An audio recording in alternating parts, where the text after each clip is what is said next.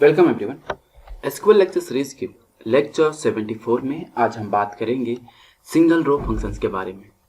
इससे बहुत पहले लेक्चर्स में मतलब लेक्चर 43 में हमने फंक्शंस के बारे में समझा कि एसक्यूएल में फंक्शन क्या होते हैं। पहले तो फंक्शन के डेफिनेशन को हमने डिटेल में समझा था, ठीक है। फिर फंक्शन क्या होता है, किस तरीके से वर्क करता है उसको समझा था। फिर फंक्शन के कितने टाइप्स होते हैं हमने उसे डिटेल में समझा था। फिर सिंगल रो फंक्शन, मल्टी रो फंक्शन क्या होती है उसका डेफिनेशन हमने वहां पे समझा था। फिर उसके बाद वहां हमने मल्टी रो फंक्शन के जितने टाइप्स होते हैं उसको हमने डिस्कस किया था।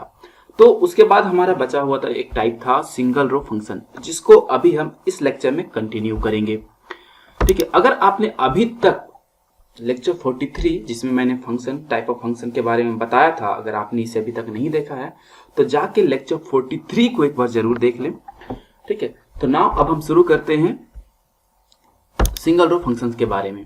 तो सिंगल रो फंक्शन क्या है ना कि जिस तरीके से हमने मल्टी रो फंक्शन के बारे में समझा था कि वो n नंबर ऑफ इनपुट लेता है बट आउटपुट हमेशा एक देता है, ठीक है। जस्ट अपोजिट मल्टी रो फंक्शन के सिंगल रो फंक्शन है। सिंगल रो फंक्शन क्या करता है, n नंबर ऑफ इनपुट लेता है और m नंबर ऑफ आउटपुट देता है।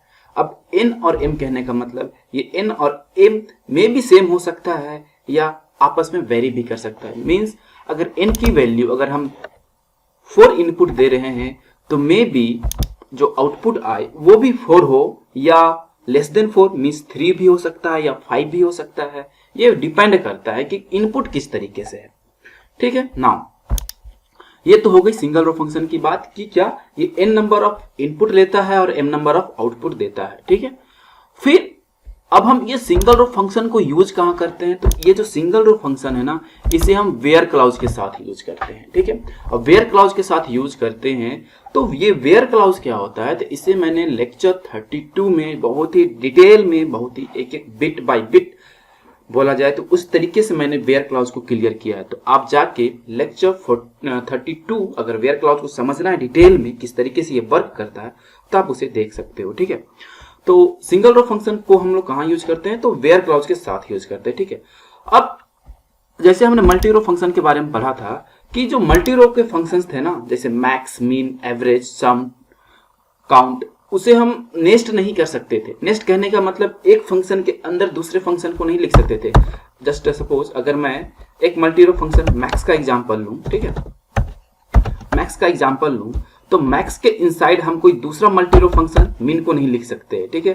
कोई तीसरा काउंट को नहीं लिख सकते हैं, ठीक है। इस तरीके से हम मल्टी रो फंक्शन को नेस्ट नहीं कर सकते हैं, लेकिन जो सिंगल रो फंक्शन है उसे हम नेस्ट कर सकते हैं, मतलब एक के अंदर एक लिख सकते हैं। अब वो कौन कौन से सिंगल रो फंक्शन है, तो सिंगल रो फंक्शन तो बहुत सारे हैं, लेकिन बेसिकली जो अधिकतर यूज होते हैं, जो आपके इंटरव्यूज में, आपके कॉलेज एग्जाम्स में जो पूछे जाते हैं, ठीक है, हम उन फंक्शंस के बारे में थोड़ा बहुत पढ़ेंगे।